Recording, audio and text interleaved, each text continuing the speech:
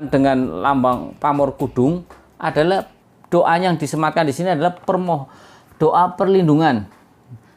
Doa perlindungan itu baik dohir maupun batin. Jadi itu. Jadi kalau pamor kudung adalah seperti payung melindungi sang pemilik. Jadi besar harapan dari sang empu maupun sang pemesan awal dari pedang ini adalah agar mendapatkan perlindungan dari Tuhan Yang Maha Esa, yang lambang doa itu kemudian dilambangkan dengan pamor kudung. Nah, kalau di bawah sini ada pamor di bawah sini ada pamor tundung mungsuh. Pamor tundung mungsuh adalah pamor yang banyak dipakai oleh para prajurit dulu ya. Sebagian pecinta keris beranggapan bahwasanya pamor tundung mungsuh bagus dipegang oleh para prajurit. Karena tundung mungsuh itu kan berasal dari bahasa Jawa, artinya mengusir musuh. Ya, jadi atau ada yang mengatakan lagi adalah untuk menghindarkan hal-hal yang tidak diinginkan Tundung mungsuh itu seperti itu. Nah, jadi cocok sekali dipakai oleh orang-orang yang sebagai prajurit, tapi tidak prajurit pun bisa memilikinya karena pada dasarnya tuah atau angsar dari pamor ini adalah tidak melihat itu sebagai prajurit ataupun sebagai sipil ataupun petani. Sama saja, karena doanya ya satu, yang pamor kudung untuk perlindungan dari hal-hal yang tidak diinginkan baik dohir maupun batin. Kemudian tundung mungsuhnya adalah perlindungan dari musuh untuk mengusir musuh juga, atau untuk menghindarkan dari hal-hal yang tidak diinginkan. Artinya ini adalah dua pamor ini adalah untuk tolak bala. Assalamualaikum warahmatullahi wabarakatuh. Salam sejahtera, salam budaya. Rahayu, rahayu, rahayu. Berjumpa lagi dengan saya Mas Oo di channel Pusaka Jawa Official. Alhamdulillah wa syukurillah. Segala puji bagi Allah yang telah memberikan segala nikmatnya. Nikmat yang paling besar bagi kita adalah nikmat iman dan Islam, dan juga nikmat diberikan kesehatan. Di antara nikmat-nikmat yang lain yang tidak bisa kita sebutkan secara dohir maupun batin. Salawat serta salam semoga selalu tercurah kepada junjungan Nabi besar kita Nabi Muhammad SAW beserta keluarganya, sahabatnya, serta pengikutnya ila yaumil akhir. Allahumma ij'alna minhum. Sahabat Pusaka Jawa dimanapun Anda berada, semoga sahabat Pusaka Jawa selalu dalam lindungan Allah Subhanahu wa Ta'ala, dijauhkan dari segala macam mara bahaya baik dohir maupun batin, dijauhkan dari segala macam musibah baik musibah banjir, longsor, angin topan, gempa, maupun musibah penyakit maupun musibah pailit ekonominya. Nah, sahabat Pusaka Jawa yang sedang sakit, semoga Allah segera angkat penyakitnya dan diberikan bonus pahala karena telah sabar dalam menerima qada dan qadarnya berupa sakit. Karena pada dasarnya penyakit yang diturunkan, yang diterima kita adalah sebagai kafarah atau sebagai penebus dosa kita. Karena setiap manusia mempunyai banyak dosa. Nah, dengan diberikan sakit itu sebagai pencuci. Nah, kalau sebagai pencuci berarti pada hakikatnya kita senang. Pada hakikatnya kita senang ketika dosa kita dikurangi karena dengan sakit kita ridho. Itu dosa kita dikurangi. Harusnya kita senang, tapi kan kadang kita ngeluh karena namanya manusia tempatnya berkeluh kesah. Setidaknya kalau kita mengetahui pada dasarnya, pada hakikatnya kalau sakit itu adalah sebagai pencuci dosa kita, tapi tetap berobat. Kayak saya batuk umpamanya ya, tetap berobat ya. Dan tetap ridho. Saya terima sakitnya ya Allah, ini juga dari jenengan, tapi tetap saya berobat, minum obat ya. Saya minum dulu sahabat Pusaka Jawa. Nah ya, jadi ada juga tips dari banyak ulama itu menyarankan itu jika kita sedang sakit kita perbanyak doanya Nabi Yunus yang bunyinya seperti ini, la ilaha illa anta subhanaka inni kuntu minadz dzalimin. Ada yang bilang 41 kali, ada yang bilang 40 kali. Jadi fadilahnya ya jika yang sedang sakit kemudian sembuh maka dia mendapat 2, diberikan kesembuhan dan juga dihapus dosanya. Kemudian apabila yang sakit membaca itu setiap hari itu ya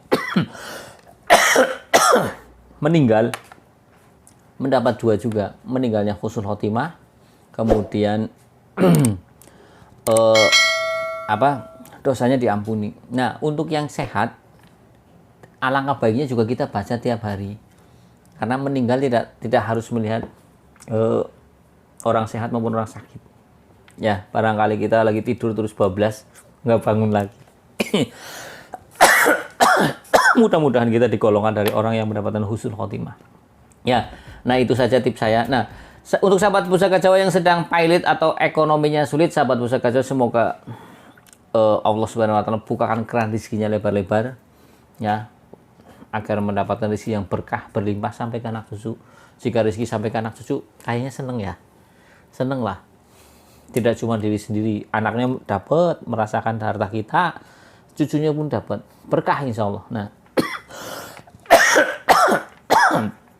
sahabat Pusaka Jawa, saya akan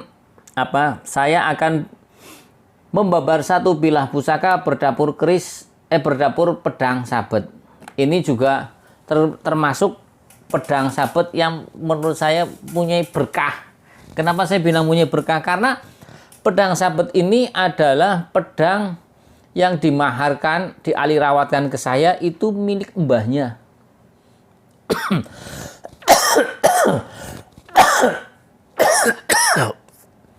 Mbahnya dulu orang kaya di Pagerbayang, Barang, Brebes, Tegal. Itu punya tanah 200 hektar. Sampai karena itu aturan pemerintah, akhirnya tanah itu tidak bisa dinamakan satu orang, dibagi-bagi ke anaknya, nggak cukup, bagi sampai ke cucunya. Cucunya pun dapat tanahnya itu. Nah, itu kan rezekinya berkah. Ya, kita husnuzon rezekinya berkah. Sampai ke pusakanya pun jatuh ke cucunya. Asal usulnya ketika saya sedang nyenggrek setel warangka, saya itu kalau setel warangka itu di depan toko. Kenapa? Itu buat marketing saya. Ya, karena untuk mencari keris kan susah, tidak gampang. Saya nyenggrek di depan toko, sedangkan sebelah toko saya adalah Bank BRI. Ya, jadi kan orang Bank BRI masuk kan banyak tuh. Lihat saya lagi pegang keris, lagi senggrek nyetelin rangka. Ya, ada yang bersihin keris kan, datang, "Mas, saya punya keris." "Gimana, Pak?" "Di rumah sana satu di tempat koper ada berapa? Bawa saja ke sini." Ternyata dibawa 11 biji, saya beli semua. Selang berapa minggu datang lagi bapaknya bawa ini. Ya, bilang anaknya, cucunya lagi sakit. Oh, buat ya tak bayarin. Nah, seperti itu ya. Sahabat Pusaka Jawa. Nah, di samping karena cucunya lagi sakit, juga memang karena saya juga cocok dengan pedangnya ketika dibawa. Awalnya ya kotor semua. Yang keris 11 biji ya kotor semua, bilah doang. Bilahnya saja, karatnya nggak ketulungan. Nah, kalau ini sahabat Pusaka Jawa, tak ambil ya. Ini adalah pedang sabet, sahabat Pusaka Jawa. Coba lihat dengan teliti, ini handle-nya aja ukirannya bagus ya. Ya. Tuh. Ini handle-nya bagus. Nah, karena saya mempunyai banyak pedang, ini rangka orinya, karena saya mempunyai banyak pedang, jadi saya setidaknya bisa menyimpulkan ini dulu pernah milik siapa. Karena biasanya pedang sabet banyak dimiliki oleh para prajurit, entah itu prajurit yang berpangkat rendahan maupun yang berpangkat tinggi. Ya, jadi pedang sabet dan pedang sabet lebih cocok dipakai oleh orang yang berbadan ramping. Kenapa? Karena dibutuhkan satu kelincahan. Ya kan, kalau orangnya gendut kayaknya kan kurang, cocoknya pakai pedang lameng yang bilahnya tebel, sekali tebas jelek gitu. Tapi kalau yang kayak gini biasanya juga para perwira memakai pedang seperti ini. Ya, karena ada prajurit-prajurit pun seperti ini ada. Yang seperti ini. Ya, sahabat Pusaka Jawa. Nah, sahabat Pusaka Jawa dimanapun Anda berada,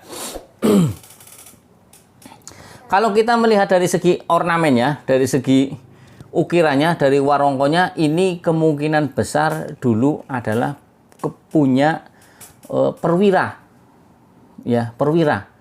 Dalam arti orang yang berpangkat lah ya. Karena biasanya kalau untuk orang-orang berpangkat pun memakai hiasan yang mewah seperti ini. Ini ikutnya mewah kalau dulu, sahabat Pusaka Jawa, karena detail ukirnya bagus.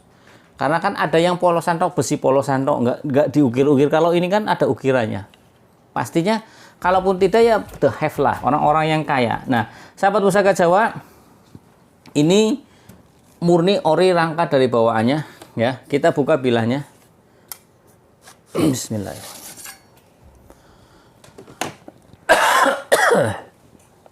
Nah, bilahnya dari jauhan ketahuan ya. Kayak sahabat Pusaka Jawa ini bilahnya. Nah, kita dekatkan biar sahabat Pusaka Jawa lebih paham. Ini pedang sabet mempunyai keistimewaan yaitu di pamornya.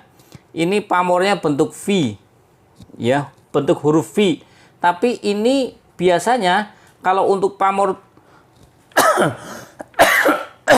pamor seperti ini ada di keris, ada di gonjo. Ada di gonjo namanya pamor tundung mungsuh. Ya sahabat Pusaka Jawa, kalau ada di gonjo keris, biasanya ini adalah pamor tundung mungsuh. Nah, kalau ini kan tundung mungsuh satu arah. Biasanya begini, satu arah. Menghadap kepala sirah cicak kayak gini. Huruf V-nya kayak gini, menghadap ke sirah cicak, itu tundung mungsuh. Nah, kalau ini ada bolak-balik. Ya sahabat Pusaka Jawa. Jadi, ini ada yang menghadap ke gonjo sini adalah pamor tundung mungsuh yang ini. Kemudian yang atas ini yang bentuk V tapi ke atas, kemudian yang ininya ke bawah seperti ini. Ini namanya kudung. Kalau orang tua bilang kudung. Jadi ini ada dua, pamor kudung dan pamor tundung mungsuh. Ya sahabat Pusaka Jawa. Ini lebih jelasnya. Lebih jelasnya begitu. Bagus ya. Saya aja suka ini. Buat koleksi ini. Istimewa, bukan istimewa lagi, istimidut. Istimewir. Nah, sahabat Pusaka Jawa, kita bahas tentang bilahnya ya. Kalau kita lihat bilahnya ini, seloroknya sepertinya hitam kehijauan. Kalau enggak, ini ada, soalnya saya bikinnya malam ini. Jadi lampunya enggak kelihatan selorok terangnya. Ini kemungkinan antara hijau atau abu-abu, tapi menurut saya ini adalah hitam kehijauan. Nah, sahabat Pusaka Jawa, kalau dilihat dari tampilan pedangnya ini kalau diikutkan Mataram kayaknya nggak masuk. Ya, ikutan pedang seberang pun nggak masuk. Ini kemungkinan estimasi adalah dari Joid Mojopahit, dalam arti seperti itu. Jadi ini estimasi tangguhnya Mojopahit. Ya. Kemudian saya jelaskan lagi, kalau tuah atau angsar dari pamor kudung ini, pamor kudung. Pamor kudung adalah untuk melindungi ya, melindungi sang pemilik ya. Berarti begini. Pamor kudung makna filosofinya adalah permohonan kepada Tuhan Yang Maha Esa ya. Itu disematkan dalam doa. Bilah ini dilambangkan dengan lambang pamor kudung, adalah doa yang disematkan di sini adalah doa perlindungan. Doa perlindungan itu baik dohir maupun batin. Jadi itu. Jadi kalau pamor kudung adalah seperti payung, melindungi sang pemilik. Jadi besar harapan dari sang empu maupun sang pemesan awal dari pedang ini adalah agar mendapatkan perlindungan dari Tuhan Yang Maha Esa. Yang lambang doa itu kemudian dilambangkan dengan pamor kudung. Nah, kalau di bawah sini ada pamor di bawah sini ada pamor tundung mungsuh. Pamor tundung mungsuh adalah pamor yang banyak dipakai oleh para prajurit dulu ya. Sebagian pecinta keris beranggapan bahwasanya pamor tundung mungsuh bagus dipegang oleh para prajurit.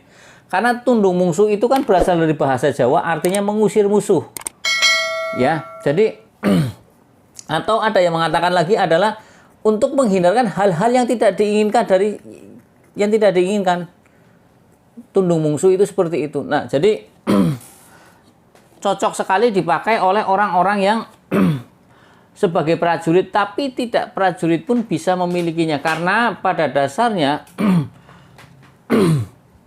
tuah atau angsar dari pamor ini adalah tidak melihat itu sebagai prajurit ataupun sebagai sipil ataupun petani. Sama saja, karena doanya ya satu, yang pamor kudung untuk perlindungan dari hal-hal yang tidak diinginkan baik dohir maupun batin. Kemudian tundung mungsuhnya adalah perlindungan dari musuh, untuk mengusir musuh juga, atau untuk menghindarkan dari hal-hal yang tidak diinginkan. Artinya ini adalah pamor, dua pamor ini adalah untuk tolak bala. Ya, kalau zaman sekarang kan tidak pakai pedang zaman sekarang. Ya, kalau perang tidak pakainya pistol, senapan, nah seperti itu. Nah, tapi ini juga yang namanya doa itu, yang namanya doa menurut saya adalah tidak akan hilang. Beda dengan energi. Karena pusaka yang bagus adalah pusaka di mana berkah Tuhan, artinya berkah ilahi. Secara fisiknya bagus, secara pamornya bagus, doanya pun doa yang bagus. Seperti itu. Ya, sahabat pusaka Jawa. Nah, sahabat pusaka Jawa. Kemudian kalau kita lihat dari apa ini? Dari tangtingannya, ini tangtingannya enak sahabat pusaka Jawa, enteng. Tangtingannya enteng ini. Besinya pun halus ini. Ciri-ciri besi dari Mojopahit kan biasanya besinya lumer, halus rabaannya, pamornya pun pandas. Ini pamornya pandas ini. Ngawat, ya, menancap kuat pada bilah. Seperti itu. Nah, sahabat pusaka Jawa dimanapun Anda berada, jadi kalau kita rangkum besar dan harapan dari sang empu maupun sang pemesan awal dari pedang ini adalah si pemilik pedang ini selalu mendapatkan perlindungan dari Tuhan Yang Maha Esa, Allah Subhanahu wa Ta'ala, dan juga untuk mengusir musuh, baik musuh yang dohir maupun musuh yang tidak kelihatan. Karena di sini ada pamor tundung musuhnya sih ya, tundung musuh dan kudungnya. Ya, jadi diharapkan seperti itu. Entah ini dibawa ataupun tidak, biasanya jika kita untuk menyelaraskan satu buah energi pusaka, ya kita umpamanya begini, umpamanya ya. Kita berdoa kepada Allah Subhanahu wa Ta'ala, ya Allah, saya ingin agar doa-doa yang baik yang tersemat dalam ini Engkau kabulkan untuk diri saya. Jadi doa-doa sang empu yang pernah didoakan ke dalam bilah ini agar bisa ke saya juga, karena barangnya ada di saya. Seperti itu ya. Jadi ini dikatakan syirik karena ini kan doanya kepada Allah, ya Allah. Enggak juga, karena kita berdoa, ya Allah, saya minta doa sang empu yang ada di bilah pusaka ini, perlambang pusaka ini, saya harapkan juga bermanfaat untuk saya. Coba yang salah di mana? Kan tidak. Yang salah di mana? Ini menurut saya, karena yang namanya syirik itu ketika meyakini bilah ini yang memberikan manfaat, bukan Allah Subhanahu wa Ta'ala atau Tuhan Yang Maha Esa yang memberikan manfaat. Ketika megang benda ini, saya ternyata disantet nggak mempan, dibacok nggak mempan. Nah itu yang menyebabkan pemahaman kita menjadi menduakan Tuhan Yang Maha Esa. Tapi kalau umpamanya ketika kita membawa payung, kita analogikan payung. Alhamdulillah saya bawa payung jadi nggak kehujanan, ya kan? Tapi kan disematkan dulu, alhamdulillah segala puji bagi Allah. Jadi bukan iktibanya pada payungnya, tapi pada Allah Subhanahu wa Ta'ala. Bersandarnya kepada Allah Subhanahu wa Ta'ala, sama dengan kita pegang pusaka juga. Jika kita bersandarnya pada Allah Subhanahu wa Ta'ala dan ini hanya sebagai wasilah, apalagi ketika kita menyimpan pedang seperti ini, kita gantungkan, kemudian kita niatkan untuk membela Imam Mahdi kelak nanti jika Imam Mahdi datang, kita setiap detiknya kita mendapatkan pahala. Walaupun kita nanti orang ranapi tidak tidak menemui Imam Mahdi, makanya kita cerdas-cerdaslah dalam berniat yang baik. Ya sahabat pusaka Jawa, jadi saya sedikit membahas, sebenarnya saya malas dengan membahas kata-kata syirik karena sudah banyak membahas. Artinya ini sekedar wasilah. Umpamanya nih, alhamdulillah dengan pedang ini saya bisa menyelesaikan pekerjaan saya menebang pohon. Kan sama. Tapi kan tibanya kepada Allah, karena Allah meridhoi jadi bisa ditebangi. Coba kalau Allah tidak ridho, ya nggak mungkin bisa tebang. ya pedangnya yang putus, kan seperti itu. Nah, kalaupun umumnya kita kita mendapatkan manfaat dari berkah doa sang empu yang dilambangkan lewat pamor, ya kita kembalikan kepada Tuhan Yang Maha Esa. Pada dasarnya Allah Subhanahu wa taala yang mengabulkan.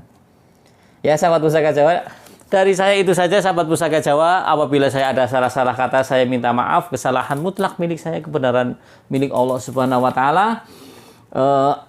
Sahabat Pusaka Jawa yang belum subscribe, silahkan pencet tombol subscribe, like, share, and comment, kemudian pencet tombol notifikasi lonceng agar sahabat Pusaka Jawa selalu mendapatkan video-video ter-up to date dari saya. Jika ingin merequest nama dapur, silahkan komentar di komentar kolom. Kemudian jika ada, insya Allah saya request. Kalau tidak ada, saya minta maaf. Dan bila ada kesalahan dalam berucap, ya saya banyak minta maaf karena saya belajar. Cuman saya hanya memberanikan diri membuat channel video ini. Kalau tidak memberanikan diri, nanti orang generasi milenial mau belajar bagaimana, ya kan? Kadang nggak ada yang berani. Saya yakin di luar sana lebih banyak para senior yang lebih pintar, tapi mereka lebih lebih senang di rumah saja. Artinya tidak mau membuat channel seperti itu. Nah, untuk yang berani kayak saya ya bikin channel saja lah. Urusan salah bener ya menungsa ya, sahabat Pusaka Jawa. Nah, dari saya itu saja, sahabat Pusaka Jawa. Assalamualaikum warahmatullahi wabarakatuh. Salam sejahtera, salam budaya. Rahayu, rahayu, rahayu.